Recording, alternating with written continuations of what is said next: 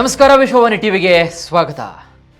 Pavan Kalyan cinema ಬಿಡುಗಡೆ ಆದರೆ ಜನ ಮೊದಲ ದಿನವೇ ಮುಗಿಬಿದ್ದು ಟಿಕೆಟ್ ಖರೀದಿಸಿ ಶಿಳ್ಳೆ ಚಪ್ಪಾಳೆ ಹೊಡಿತಾ ಸಿನಿಮಾನ ನೋಡ್ತಾರೆ. ಆದರೆ ಇನ್ಮುಂದೆ ಪವನ್ ಕಲ್ಯಾಣ್ ನೋಡಲು ಚಿತ್ರಮಂದಿರಕ್ಕೆ ಹೋಗುವ ಜನ ಅಲ್ಲಿ ಅವರೊಟ್ಟಿಗೆ ಮಾತನಾಡಬಹುದು, ಕಷ್ಟ ಹೇಳ್ಕೊಂಡು ಪರಿಹಾರವನ್ನ ಪಡೆಯಬಹುದು. ಅರೆ ಇದೇನಪ್ಪ, ಜನ ಚಿತ್ರಮಂದಿರಕ್ಕೆ ಮಾತನಾಡೋಕೆ ಹೋಗ್ತಾರೆ ಅಂತ ಹೇಳೋದಕ್ಕೆ ನೀವು ಕನ್ಫ್ಯೂಸ್ ಆಗಕ್ಕೆ ಹೋಗಬೇಡಿ. ಯಾಕಂದ್ರೆ ಇದ್ರ ಬಗ್ಗೆ ಪಿನ್ ಟು ಪಿನ್ ಹೇಳ್ತೀವಿ. ಇದೇ ಇವತ್ತಿನ ವಿಶೇಷ, ಪವರ್ ಸ್ಟಾರ್ನ ಮೆಗಾ ಪ್ಲಾನ್. ನಾನು ವೀರೇಶ್ ಶಿವಾನಂದ್ ಅಂಬಿ. ವೀಕ್ಷಕರೇ, ಚಿತ್ರಮಂದಿರಗಳು ಇರುವುದು ಮನರಂಜನೆಗೆ, ಸಿನಿಮಾ ನೋಡೋಕ್ಕೆ. ಆದರೆ ಇತ್ತೀಚೆಗೆ ಕೆಲವು ಚಿತ್ರಮಂದಿರಗಳಲ್ಲಿ ಕ್ರಿಕೆಟ್ ಪ್ರದರ್ಶನ ಕೂಡ ನಡೀತಾ ಇದೆ. ಅದು ನಿಮಗೂ ಕೂಡ ಗೊತ್ತಿರತಕ್ಕಂತಹ ವಿಚಾರ. ಒಟ್ಟಾರೆಯಾಗಿ ಚಿತ್ರಮಂದಿರಗಳನ್ನ ಕೇವಲ ಮನರಂಜನೆಗಾಗಿ ಮಾತ್ರವೇ ಬಳಸಲಾಗದೆ, ಆದರೆ ಇದೀಗ ಚಿತ್ರಮಂದಿರಗಳನ್ನ ಆಡಳಿತಾತ್ಮಕವಾಗಿ ಬಳಸುವಂತಹ ಆಲೋಚನೆ ಇದೀಗ ಆಂಧ್ರ ಪ್ರದೇಶದ ಸರ್ಕಾರ, ಅದರಲ್ಲೂ ಉಪಮುಖ್ಯಮಂತ್ರಿ ನಟ ಪವನ್ ಕಲ್ಯಾಣ್ ಅವರಿಗೆ ಈ ಒಂದು ಪ್ಲಾನ್ ಬಂದಿದೆ. ಇದೇ ಮೇ 22ರಂದು ಪವನ್ ಕಲ್ಯಾಣ್ ಅವರು ಇದೀಗ ಈ ಒಂದು ಹೊಸ ಪ್ಲಾನ್ಗೆ ಅಥವಾ ಹೊಸ ಯೋಜನೆಯನ್ನ ಲಾಂಚ್ ಮಾಡೋಕೆ ಹೊರಟಿದ್ದಾರೆ. ಇನ್ನು ಈ ಯೋಜನೆಗೆ ತೆಲುಗಿನಲ್ಲಿ ಮನ ಊರು ಮಾಟ ಮಂಚು ಮಾಟ, ಅಂದ್ರೆ ನಮ್ಮ ಊರು ಮಾತು ಒಳ್ಳೆ ಮಾತು ಎಂಬ ಒಂದು ಹೊಸ ಕಾರ್ಯಕ್ರಮವನ್ನ ಪವನ್ ಕಲ್ಯಾಣ್ ಲಾಂಚ್ ಮಾಡ್ತಾ ಇದ್ದಾರೆ. ಈ ಕಾರ್ಯಕ್ರಮಕ್ಕೆ ಸಿಂಗಲ್ ಸ್ಕ್ರೀನ್ ಚಿತ್ರಮಂದಿರಗಳನ್ನೇ ಪರಿಣಾಮಕಾರಿಯಾಗಿ ಬಳಸಿಕೊಳ್ತಿದ್ದಾರೆ. ಡಿಸಿಎಂ ಪವನ್ ಕಲ್ಯಾಣ್ ಈ ಕಾರ್ಯಕ್ರಮ ಗ್ರಾಮ ಸಭೆ ಮಾದರಿಯ ಕಾರ್ಯಕ್ರಮ ಆಗಿದ್ದು, ಈ ಕಾರ್ಯಕ್ರಮದಡಿ ಆಂಧ್ರ ಪ್ರದೇಶದ ಎಲ್ಲ ಗ್ರಾಮ ನಿವಾಸಿಗಳು ಹಾಗೂ ಅವರ ಕುಂದುಕೊರತೆಗಳನ್ನ ಆಲಿಸಲಿದ್ದಾರೆ ಪವನ್ ಕಲ್ಯಾಣ್. ಇದರ ಜೊತೆಗೆ ಹಾಗಾದ್ರೆ ಪವನ್ ಕಲ್ಯಾಣ್ ಅವರು ಎಲ್ಲಾ ಗ್ರಾಮಗಳಿಗೂ ಭೇಟಿ ನೀಡ್ತಾರ ಅನ್ಕೊಂಡ್ರ? ಖಂಡಿತ ಇಲ್ಲ. ಯಾಕಂದ್ರೆ ಪವನ್ ಕಲ್ಯಾಣ್ ಯಾವುದೇ ಗ್ರಾಮಕ್ಕೆ ಭೇಟಿಗೆ ಹೋಗುವುದಿಲ್ಲ. ಬದಲಿಗೆ ಅಲ್ಲಿರ್ತಕ್ಕಂತಹ ಅವರ ಕಚೇರಿ ಮಂಗಳಗಿರಿಯ ತಮ್ಮ ಸ್ವತಃ ಕಚೇರಿಯಲ್ಲಿ ಕುಳಿತುಕೊಂಡು ವಿಡಿಯೋ ಕಾನ್ಫರೆನ್ಸ್ ಮೂಲಕ ಆಂಧ್ರದ ಹಳ್ಳಿಯಲ್ಲಿರ್ತಕ್ಕಂತಹ ಪ್ರತಿಯೊಬ್ಬ ಜನರೊಂದಿಗೆ ಇಲ್ಲಿ ಮುಖಾಮುಖಿಯಾಗಿ ಮಾತನಾಡಲಿದ್ದಾರೆ. ಈ ಕಾರ್ಯಕ್ರಮಕ್ಕೆ ಗ್ರಾಮಸ್ಥರು ಸ್ಥಳೀಯವಾಗಿ ತಮ್ಮ ಹತ್ತಿರದ ಚಿತ್ರಮಂದಿರಗಳಿಗೆ ಭೇಟಿ ನೀಡಿದರೆ ಅಲ್ಲಿ ಆಂಧ್ರದ ಉಪಮುಖ್ಯಮಂತ್ರಿ ಪವನ್ ಕಲ್ಯಾಣ್ರ ವಿಡಿಯೋ ಕಾನ್ಫರೆನ್ಸ್ ಅನ್ನ ವೀಕ್ಷಣೆ ಮಾಡಬಹುದು ಮತ್ತು ಸಕ್ರಿಯವಾಗಿ ಭಾಗಿಯಾಗಿ ತಮ್ಮ ಎಲ್ಲಾ ಸಮಸ್ಯೆಗಳನ್ನು ಹೇಳಿಕೊಂಡು ಸ್ಥಳದಲ್ಲಿಯ ಪರಿಹಾರವನ್ನು ಕೂಡ ಪಡೆಯಬಹುದಾಗಿದೆ. ಮೇ 22ಕ್ಕೆ ಈ ಕಾರ್ಯಕ್ರಮ ಪ್ರಾರಂಭವಾಗ್ತಾ ಇದ್ದು, ಮೊದಲನೆಯದಾಗಿ ಶ್ರೀಕಾಕುಲಂ ಜಿಲ್ಲೆಯ ರಾವಿವಾಸಲ ಗ್ರಾಮದ ಜನರೊಟ್ಟಿಗೆ ಪವನ್ ಕಲ್ಯಾಣ್ ಚರ್ಚೆ ಮಾಡಲಿದ್ದಾರೆ. ಈ ಕಾರ್ಯಕ್ರಮ ತೆಕ್ಕಲಿಯ ಭವಾನಿ ಥಿಯೇಟರ್ನಲ್ಲಿ ಕೂಡ ನಡೆಯಲಿದೆ. ಸುಮಾರು 300 ಮಂದಿ ಗ್ರಾಮಸ್ಥರು ಈ ಕಾರ್ಯಕ್ರಮದಲ್ಲಿ ಭಾಗಿಯಾಗಲಿದ್ದು, ಈ ವೇಳೆ ಸ್ಥಳೀಯ ಸರ್ಕಾರಿ ಅಧಿಕಾರಿಗಳು ಸಹ ಕಾರ್ಯಕ್ರಮದಲ್ಲಿ ಭಾಗಿಯಾಗಲಿದ್ದಾರೆ.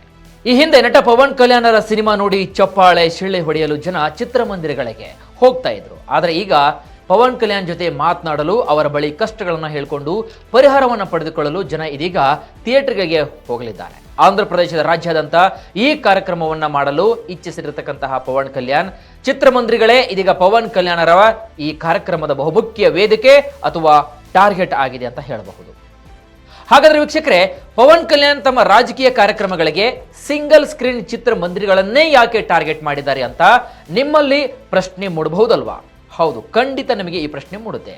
ಮೂಲಗಳ ಪ್ರಕಾರ ಆಂಧ್ರದ ಉಪಮುಖ್ಯಮಂತ್ರಿ ಪವನ್ ಕಲ್ಯಾಣ್ ಚಿತ್ರಮಂದಿರಗಳನ್ನ ಯಾಕೆ ಆಯ್ಕೆ ಮಾಡಿಕೊಂಡಿದ್ದು ಅಂತಂದ್ರೆ, ಇದೊಂದು ವ್ಯವಸ್ಥಿತವಾದಂತಹ ಮತ್ತು ದೊಡ್ಡ ಪ್ರೊಜೆಕ್ಟರ್ನಿಂದ ಕೂಡಿರುತ್ತೆ ಹಾಗೂ 1000ಕ್ಕೂ ಅಧಿಕ ಆಸನಗಳಿಂದ ಕೂಡಿರುತ್ತೆ ಚಿತ್ರಮಂದಿರ.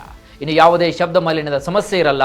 ಇವು ಅತ್ಯಂತ ವಿಶಾಲವಾದಂತಹ ಸ್ಕ್ರೀನ್ಗಳನ್ನು ಹೊಂದಿರುವುದರಿಂದ ಸ್ಕ್ರೀನ್ನಲ್ಲಿರುವಂತಹ ವ್ಯಕ್ತಿ ಪ್ರತಿಯೊಬ್ಬರಿಗೂ ಬಹಳ ಸ್ಪಷ್ಟವಾಗಿ ಕಾಣಿಸಲಿದ್ದು, ಪರಸ್ಪರ 1-to-1 ಸಂವಹನವನ್ನು ನಡೆಸಲು ಇದೊಂದು ಅತ್ಯಂತ ಸೂಕ್ತವಾದಂತಹ ಒಂದು ಪ್ಲೇಸ್ ಅಂತ ಹೇಳಬಹುದು, ಅಥವಾ ಒಂದು ಉತ್ತಮವಾದಂತಹ ಒಂದು ವ್ಯವಸ್ಥೆಯನ್ನು ಹೊಂದಿದೆ. ಜೊತೆಗೆ ಈ ರೀತಿಯಾಗಿ ಮಾಡುವುದರಿಂದ ಸಮಯ ಕೂಡ ಹೆಚ್ಚಿನ ಮಟ್ಟದಲ್ಲಿ ಉಳಿತಾಯವಾಗುತ್ತೆ. ಇನ್ನು ಸಾರ್ವಜನಿಕರು ಕಚೇರಿಗಳಿಗೆ ಅಲ್ಲಾಡುವಂತಹ ಅವಶ್ಯಕತೆಯೂ ಇರಲ್ಲ. ಆಯಾ ಸಮಸ್ಯೆಗಳನ್ನ ಅಲ್ಲೇ ಡ್ರಾ ಅಲ್ಲೇ ಬಹುಮಾನ ಎಂಬಂತೆ ಅಲ್ಲೇ ಸ್ಥಳೀಯ ಮಟ್ಟದಲ್ಲಿ ಆ ಸಮಸ್ಯೆಗಳಿಗೆ ಪರಿಹಾರವನ್ನ ಕೂಡ ಇಲ್ಲಿ ಕಲ್ಪಿಸಬಹುದಾಗಿದೆ. ಇನ್ನು ಜನರಿಗೆ ಕೆಲಸವನ್ನ ಮಾಡಿಸಿ ಕೊಡ್ತೀನಿ ಅಂತಕ್ಕಂತಹ ಕಮಿಷನ್ ಪಡೆಯುವಂತಹ ಭ್ರಷ್ಟಾಚಾರಿ ಅಥವಾ ಭ್ರಷ್ಟ ಅಧಿಕಾರಿಗಳಿಗೆ ತಕ್ಕ ಶಾಸ್ತಿಯನ್ನು ಕೂಡ ಮಾಡಬಹುದಾಗಿದೆ. ಇನ್ನು ಪೆಂಡಿಂಗ್ ನಲ್ಲಿ ಇರತಕ್ಕಂತಹ ಯೋಜನೆಗಳಿಗೆ ಅದಕ್ಕೆ ಯಾರು ಕಾರಣ, ಯಾರು ಹೊಣೆ, ಯಾಕೆ ವಿಳಂಬವಾಯಿತು ಅಂತಕ್ಕಂತಹ ಒಂದು ವಿಚಾರಗಳನ್ನು ಇಟ್ಟುಕೊಂಡು ಅಂತಹ ಅಧಿಕಾರಿಗಳ ಒಂದು ಗ್ರಹಚಾರವನ್ನು ಬಿಡಿಸಲು ಇದೊಂದು ಉತ್ತಮವಾದಂತಹ ವೇದಿಕೆಯಾಗಿದೆ. ಇನ್ನು ಕೆಲವೊಂದಿಷ್ಟು ರಾಜಕೀಯ ನಾಯಕರಂತೂ ಸಾರ್ವಜನಿಕ ಅಹವಾಲು ಸ್ವೀಕಾರ ಅಂತ ಸರ್ಕಾರದಿಂದ ಬಹಳಷ್ಟು ದುಂದು ವೆಚ್ಚಗಳನ್ನ ಮಾಡ್ತಕ್ಕಂತಹ ಅಧಿಕಾರಿಗಳಿಗೆ ಇದು ಕೂಡ ಕಡಿವಾಣ ಬೀಳುತ್ತೆ. ಪ್ರಚಾರ ಜಾಹೀರಾತನ ಖರ್ಚು ಕೂಡ ಉಳಿತಾಯ ಮಾಡಬಹುದು ಈ ಒಂದು ಯೋಜನೆಯಿಂದ. ಕಡಿಮೆ ಸಮಯದಲ್ಲಿ ಹಲವಾರು ಸಮಸ್ಯೆಗಳಿಗೆ ಒಂದೇ ವೇದಿಕೆಯಲ್ಲಿ ಪರಿಹಾರವನ್ನ ನೀಡಬಹುದು. ಇನ್ನು ಪ್ರತಿ ಗ್ರಾಮದ ಅಪ್ಡೇಟ್ಗಳನ್ನ ಕ್ಷಣ ಕ್ಷಣಕ್ಕೂ ಇಲ್ಲಿ ಮಾಹಿತಿ ಪಡೆದುಕೊಳ್ತಕ್ಕಂತಹ ಸಾಧ್ಯತೆ ಕೂಡ ಇದೆ. ಮುಖ್ಯವಾಗಿ ಜನಗಳಿಗೂ ಮತ್ತು ರಾಜಕೀಯ ನಾಯಕರ ಸಂಬಂಧವನ್ನ ಇದು ಮತ್ತಷ್ಟು ಗಟ್ಟಿಗೊಳಿಸುತ್ತೆ.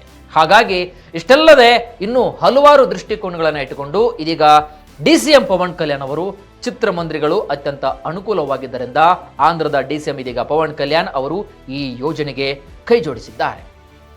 ಇನ್ನು ಸಿಂಗಲ್ ಸ್ಕ್ರೀನ್ ಚಿತ್ರಮಂದಿರಗಳೇ ಯಾಕೆ ಅಂತ ನೀವು ಹೇಳಿದಾಗ ಅದಕ್ಕೂ ಒಂದು ಬಲವಾದ ಕಾರಣ ಇದೆ.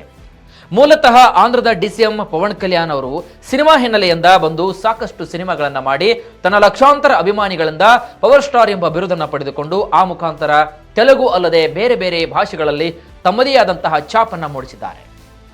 ಒಂದು ಸಿನಿಮಾ ಹಿಟ್ ಆಗಬೇಕಂತಂದ್ರೆ ಚಿತ್ರಕಥೆ, ನಿರ್ದೇಶಕ, ನಿರ್ಮಾಪಕ, ನಟ ನಟಿಯರು ಎಷ್ಟು ಪ್ರಾಮುಖ್ಯತೆಯನ್ನು ಹೊಂದಿರ್ತಾರೋ ಅಷ್ಟೇ ಪ್ರಮುಖವಾದಂತಹ ಮಹತ್ವವನ್ನ ಇದು ಚಿತ್ರಮಂದಿರ ಕೂಡ ಹೊಂದಿವೆ. ಹಾಗಾಗಿ ಚಿತ್ರಮಂದಿರಗಳು ಈ ರೀತಿಯಾಗಿರ್ತಕ್ಕಂತಹ ಪ್ರಾಮುಖ್ಯತೆಯನ್ನು ಹೊಂದಿರೋದ್ರಿಂದ ಇದಕ್ಕೆ ಒಂದು ಮಹತ್ವರವಾದಂತಹ ಒಂದು ಇಂಪಾರ್ಟೆನ್ಸ್ ಅನ್ನ ಕೊಡಲಾಗಿದೆ. ಇನ್ನು ಅಭಿಮಾನಿಗಳು ಚಿತ್ರಮಂದಿರಕ್ಕೆ ಬಂದು ಸಿನಿಮಾ ನೋಡಿದ್ರೇನೆ ಸಿನಿಮಾಗಳು ಹಿಟ್ ಆಗಲು ಸಾಧ್ಯ. ಆದರೆ ಇತ್ತೀಚಿನ ದಿನಗಳಲ್ಲಿ ಏನಾಗ್ತಾ ಇದೆ ಅಂದ್ರೆ ಸಿಂಗಲ್ ಸ್ಕ್ರೀನ್ ಚಿತ್ರಮಂದಿರಗಳು ಮಲ್ಟಿಪ್ಲೆಕ್ಸ್ ಚಿತ್ರಗಳ ಮುಂದೆ ಅಥವಾ ಚಿತ್ರಮಂದಿರಗಳ ಮುಂದೆ ಸ್ಪರ್ಧಿಸಲಾಗದೆ ಹಂತ ಹಂತವಾಗಿ ಮುಚ್ಚಿ ಹೋಗ್ತಿವೆ. ಹಾಗಾಗಿ ಇವುಗಳಿಗೆ ಮರುಜೀವವನ್ನ ಕೊಡಲು ಪವನ್ ಕಲ್ಯಾಣ್ ಇದೀಗ ಮನ ಊರು ಮಾಟ ಮಂಚು ಮಾಟ ಯೋಜನೆಗೆ ಸಿಂಗಲ್ ಸ್ಕ್ರೀನ್ ಚಿತ್ರಮಂದಿರಗಳನ್ನ ಆಯ್ಕೆ ಮಾಡಿಕೊಂಡಿದ್ದಾರೆ. ಇದರಿಂದ ಆಗ್ತಕ್ಕಂತಹ ಲಾಭಗಳು ಅಂತ ನಾವು ಒಂದೊಂದಾಗಿ ನೋಡಿದಾಗ ಸಿಂಗಲ್ ಸ್ಕ್ರೀನ್ ಚಿತ್ರಮಂದಿರಗಳಿಗೆ ಮರುಜೀವ ಕೊಟ್ಟಂತಾಗುತ್ತೆ. ಅಳಿವಿನಂಚಿಲಿರುವಂತಹ ಚಿತ್ರಮಂದಿರಗಳಿಗೆ ಆರ್ಥಿಕ ಸಹಾಯ ಸಿಗುತ್ತೆ. ಇನ್ನು ಮಲ್ಟಿಪ್ಲೆಕ್ಸ್ ಚಿತ್ರಮಂದಿರಗಳ ಮುಂದೆ ನಿರ್ಭಯವಾಗಿ ಪೈಪೋಟಿ ಕೂಡ ಮಾಡಬಹುದು. ಇನ್ನು ಸಿನಿಮಾ ಪ್ರದರ್ಶನಗಳೊಂದಿಗೆ ಸರ್ಕಾರಿ ಕಾರ್ಯಕ್ರಮಗಳಿಗೂ ಕೂಡ ಸಿಂಗಲ್ ಸ್ಕ್ರೀನ್ ಚಿತ್ರಮಂದಿರಗಳನ್ನು ಬಳಸುವುದರಿಂದ ಮುಚ್ಚಿ ಹೋಗ್ತಾ ಇರುವಂತಹ ಚಿತ್ರಮಂದಿರಗಳನ್ನು ಉಳಿಸುವ ಮೂಲಕ ಹಲವು ಜನರಿಗೆ ಉದ್ಯೋಗಾವಕಾಶ ಮಾಡಿಕೊಟ್ಟಂತಾಗುತ್ತೆ. ಹಾಗಾಗಿ ಈ ಎಲ್ಲಾ ಕಾರಣಗಳಿಂದ ಪವನ್ ಕಲ್ಯಾಣ್ ಚಿತ್ರಮಂದಿರಗಳನ್ನ ಇದೀಗ ಟಾರ್ಗೆಟ್ ಮಾಡಿದ್ದಾರೆ. ಹಾಗಾದ್ರೆ ವೀಕ್ಷಕರೇ, ಆಂಧ್ರದ DCM power star Pawan Kalyan ಸೇರಿದಂತೆ ಇದೀಗ ನಮ್ಮ ರಾಜ್ಯದಲ್ಲೂ ಈ ಸೂತ್ರವನ್ನ ಅಪ್ಲೈ ಮಾಡ್ತಾರ? ಮಾಡಿದ್ರು ಕೂಡ ಈ ಸೂತ್ರವನ್ನ ಯಾವ ನಾಯಕರು ಮಾಡ್ತಾರೆ? ಮಾಡಿದ್ರೆ ಒಳ್ಳೆಯದಾಗತ್ತಾ? ಖಂಡಿತ ನಿಮ್ಮ ಅಭಿಪ್ರಾಯವನ್ನ ತಿಳಿಸಿ. ಎಸೆದಾಗಿತ್ತು ಇವತ್ತಿನ ವಿಶೇಷ. ಮತ್ತಷ್ಟು ವೈವಿಧ್ಯಮಯ ಸುದ್ದಿಗಳಿಗಾಗಿ ನೋಡ್ತಾ ಇರಿ ವಿಶ್ವವಾಣಿ TV.